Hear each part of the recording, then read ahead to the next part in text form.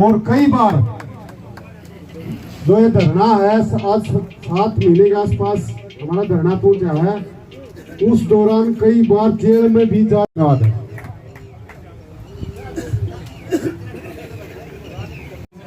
प्रधान जी का स्वागत करते, अभिनंदन करते।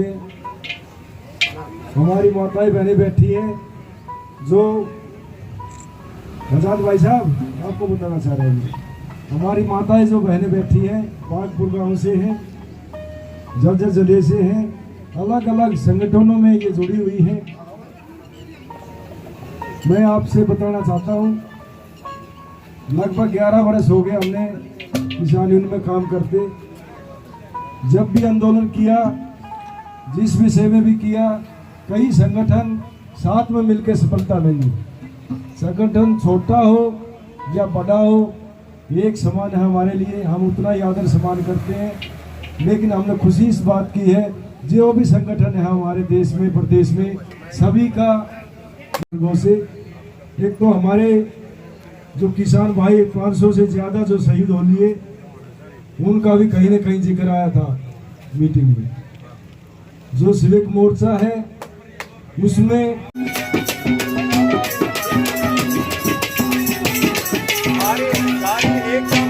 ये हमारे बहुत ही आदरणीय सूबेदार शरण सिंह जी माजरा डी से 100 रुपए से अपने बच्चे को आशीर्वाद देते हैं। सूबेदार साहब का बार बार धन्यवाद है। बीच में है असली माँ का बाप का खून तू आके देखा। और जब भी जेल में गया था भाई जब मुकदमा लग गया था, उसके बाद में देवेंद्र बबली टोहाना से जो विधायक बन रहा है, उसने किसानों को गाली दी। वहीं से अपनी पूरी टीम ने लेकर टोहाना थाने के अंदर वहां इनको गिरफ्तार किया गया। और जो 3 आदमी रह गए थे, 25 किसानों को छोड़ दिया गया था, 3 किसान रह गए थे। उन 3 किसानों में भाई रवि आजाद भी था। और हमारी मातृ शक्ति जो बागपुर गांव से है, वो भी टोहाना थाने में पहुंची थी। इनके लिए एक बार जोरदार तालियां बजाए। आपके बीच में भाई रवि आजाद।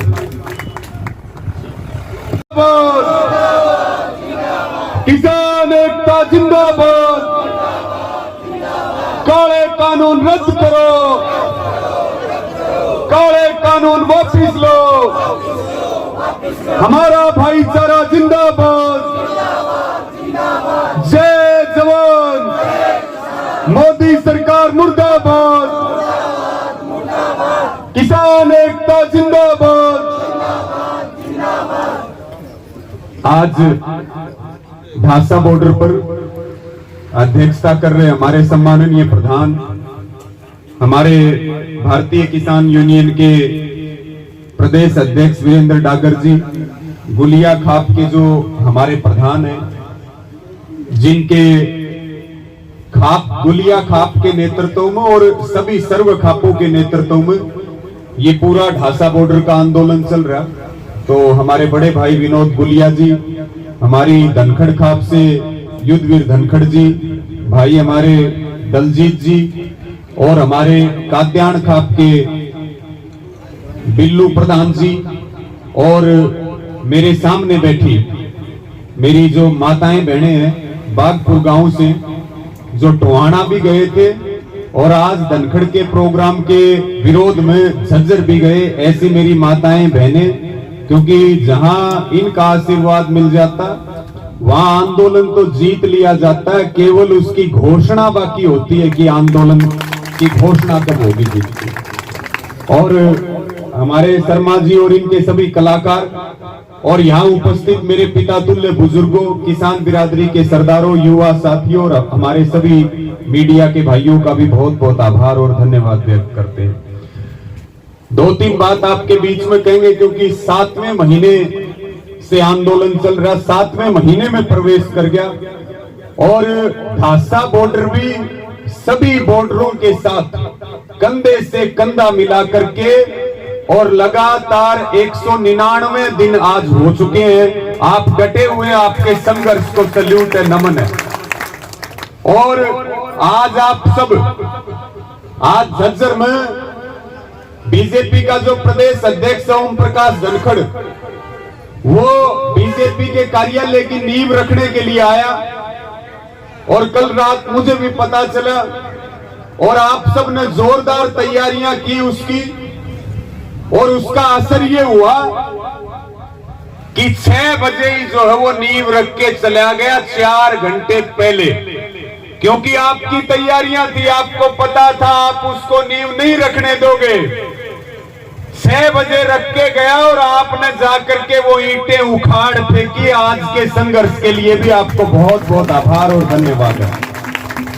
साथियों, अगर हम बहिष्कार की बात करें, क्योंकि 199 दिन आंदोलन के हो चुके हैं और हरियाणा के अंदर जबरदस्त एक मुहिम चली, ना मुख्यमंत्री का हेलीकॉप्टर उतरने दिया जा रहा, ना उप मुख्यमंत्री का हेलीकॉप्टर उतरने दिया जा रहा। और 10 मार्च को अविश्वास प्रस्ताव में जब इन्होंने विधानसभा में हमें धोखा दिया था, उसके बाद इनके करीब करीब 125 बड़े कार्यक्रम हरियाणा में किसानों और युवाओं ने, हमारी माताओं बहनों ने फेल कर दिए, इनको भगा दिया गया, जिसमें मुख्यमंत्री भी आ गया, उप मुख्यमंत्री आ गया। आज 2 कार्यक्रम इनके पानीपत में है। एक तो पानीपत का गांव है नौल था और एक गांव है छिचड़ाना। वहां भी हजारों की संख्या में शांतिपूर्ण विरोध के लिए हजारों हजार किसानों ने दोनों जगह डेरा डाल रखा है। आज वो दोनों कार्यक्रम भी फेल होंगे आपके संघर्ष और ताकत के कारण। इस आंदोलन की ये बहुत बड़ी जीत है। जो बहिष्कार की मुहिम पंजाब से हरियाणा भी उसमें बहुत बड़ी भूमिका अदा कर रहा, और पूरी हरियाणा सरकार को आपके आंदोलन में और आपकी ताकत ने उसको कैद करके रख दिया। सरकार का कोई आदमी जनता के बीच नहीं जा सकता। अगर हम बात करें तो 2 बड़ी चीजें हुई। एक हिसार के अंदर आंदोलन हुआ था 24 मई को, और उसके बाद टोहाना के अंदर कितने तारीख की बात है, 2 तारीख को जो है टोहाना में गिरफ्तारी हुई। 2 भाई हम जेल में बंद रहे और बहुत तकलीफों के बीच जेल में थे, झूठे मुकदमे बनाए गए। लेकिन जो सबसे बड़ी बात है, टोहाना की भी एक बड़ी जीत थी, क्योंकि हिसार में तो प्रशासन को माफी मांगनी पड़ी थी और सरकार को गोडे टेकने पड़े थे। हजारों हजार लोग हिसार के अंदर पहुंचे थे। उसी प्रकार से टोहाना में पहली बार जो है रात को 1 बजे जेल के दरवाजे खुले और जो चौधरी राकेश टिकैत जी और हमारे संयुक्त किसान मोर्चा के नेतृत्व में जो आंदोलन वहां चला, 3 दिन तक थानों के अंदर अगर हमें दुखी किया जा रहा था, तो पूरे के पूरे परिवार वहां थानों के अंदर बच्चे छोटे छोटे गिरफ्तारी देने के लिए पहुंचे कि या तो उनको भी बाहर करो और नहीं हमें भी जेलों में ले जाकर के बंद कर दो। आपकी ताकत थी, पहली बार कानून बदले, 1 बजे रिहाई हुई। जिस विधायक ने हमारी मां बहन बेटियों को गालियां दी उसको माफी मांगनी पड़ी। जिन किसानों के ऊपर 307 के मुकदमे दर्ज हुए थे वो वापिस करने पड़े, और टोहाना में ये दिखा दिया कि आगे से अगर उंगली भी उठा ली तो फिर फैसला बहुत कड़ा लेंगे, अब पीछे हटने वाले नहीं है। और मुझे यहाँ से भी पता चला कि ढांसा बॉर्डर से भी यहाँ गए, टोहाना में मेरी बागपुर गांव से मेरी माताएं बहनें भी वहां बड़ी संख्या में पहुंची। आपका भी बहुत बहुत आभार और इस बात के लिए बहुत धन्यवाद व्यक्त करते हैं, क्योंकि जब जब मुकदमे दर्ज होते हैं, इस आंदोलन में मुझे 3 बार जेल जाने का मौका मिला, लेकिन जेल हमारे लिए तीर्थ स्थान है। और जब जब हम जेल में जाते हैं, जब जब मुकदमे दर्ज होते हैं, और जो आपका त्याग और जो समर्पण है, जो संघर्ष है, क्योंकि हमारी एक माएं नहीं, हमारी लाखों माएं हैं, एक पिता नहीं है, लाखों पिता, हमारे भाई छोटे छोटे, हमारी बहनें, जब वो ये संघर्ष करती हैं कि हमारे भाई हैं, शायद कोई खुद के बच्चों के लिए भी थाने में जाकर के ना सोए मच्छरों के बीच, लेकिन आप सब अपने बेटे भाइयों के लिए इतना त्याग करते हो, तो उससे काम करने का दुगना और तिगुना हौसला मिलता। सरकार की एक साजिश थी टोहाना से कि एक तो युवाओं में डर बैठाया जाए इस बात का कि आंदोलन लड़ोगे तो जेल में बंद कर देंगे, और दूसरा दिल्ली के बॉर्डरों से ध्यान हटा करके आंदोलन को हरियाणा में ले जाया जाए। लेकिन सरकार की हर साजिश फेल हुई है। मोदी सरकार की और भाजपा वालों की हर साजिश फेल हुई है और टोहाना वाली भी फेल हुई, हिसार वाली भी फेल हुई। आगे कोई और बच रही हो। कम से कम 199 दिन में 1000 साजिशें हमारे आंदोलन को तोड़ने के लिए रची हैं, लेकिन सारी इनकी कमजोरी बनी और हमारी ताकत बनी। हमने इनकी साजिशों को कामयाब नहीं होने दिया।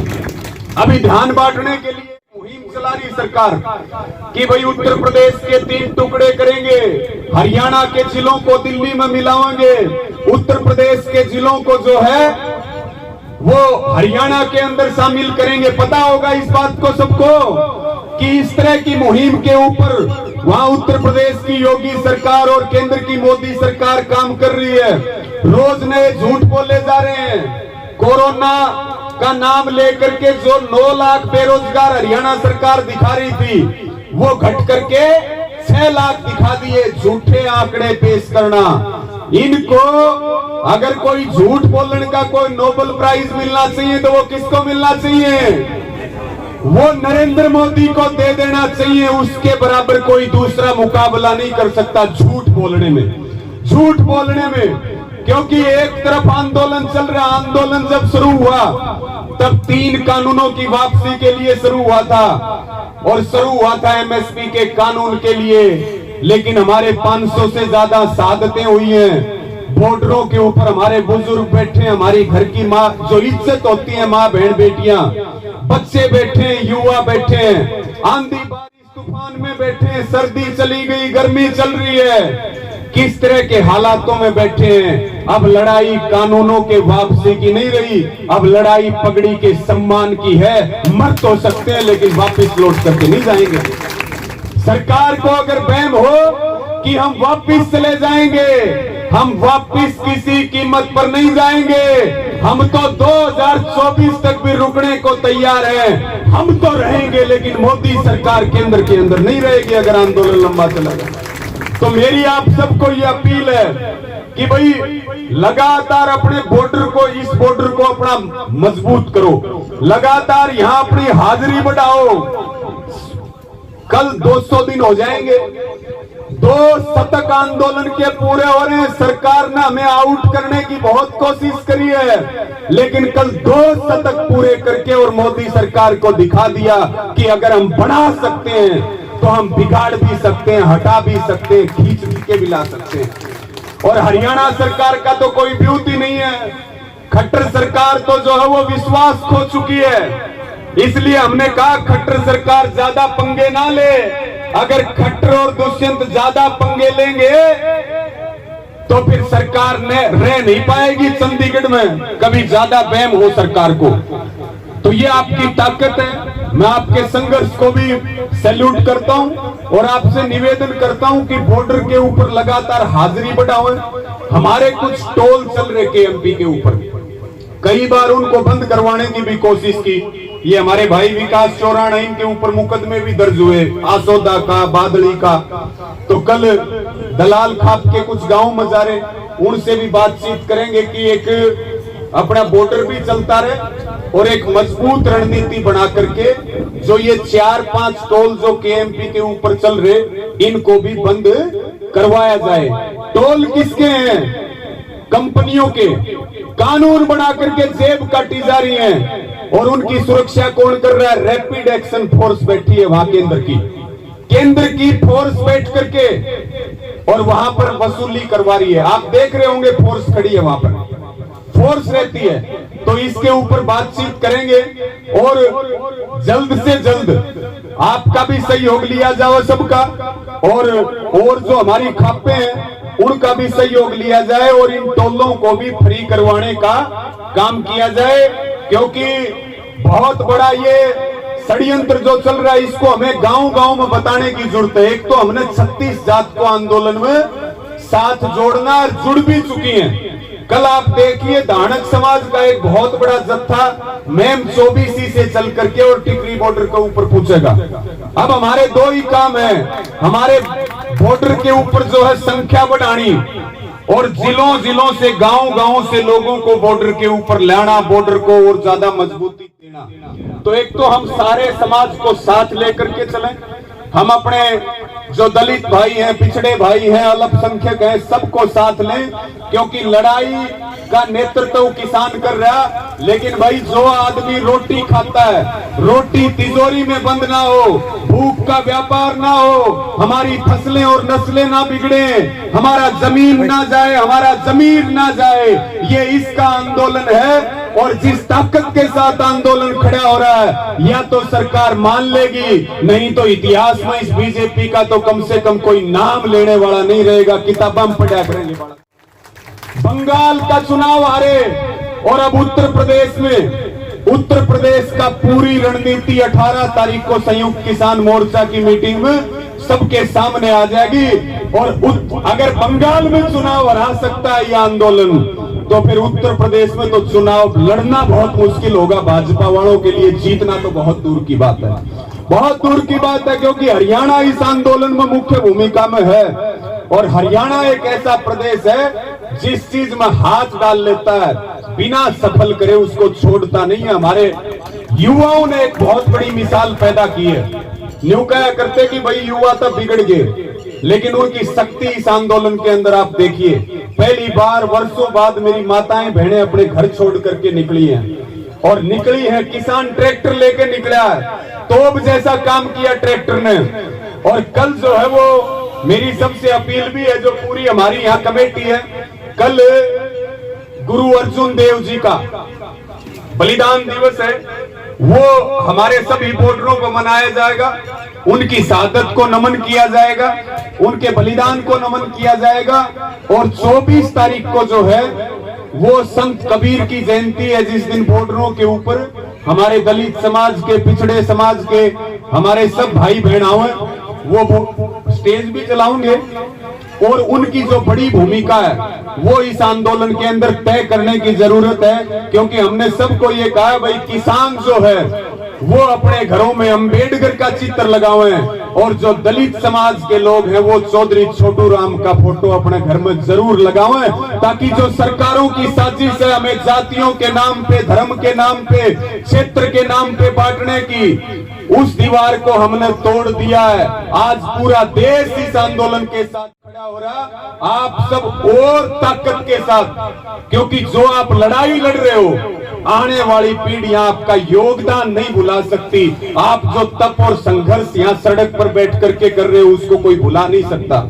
और 26 तारीख को घेराव है राजभवनों का, जहां उपराज्यपाल बैठता है केंद्र शासित प्रदेशों में, वहां तो उपराज्यपाल को ज्ञापन दिए जाएंगे, धरने देंगे राजभवनों में जहां राज्यपाल बैठते हैं। और पूरे देश के राजभवनों में जो है 3 काले कानूनों की वापसी हो, एमएसपी का कानून मिले, बिजली बिल वापिस हो, और पॉल्यूशन कमीशन एक्ट जो है वो वापिस हो, की भी जोरदार तैयारियां चल रही।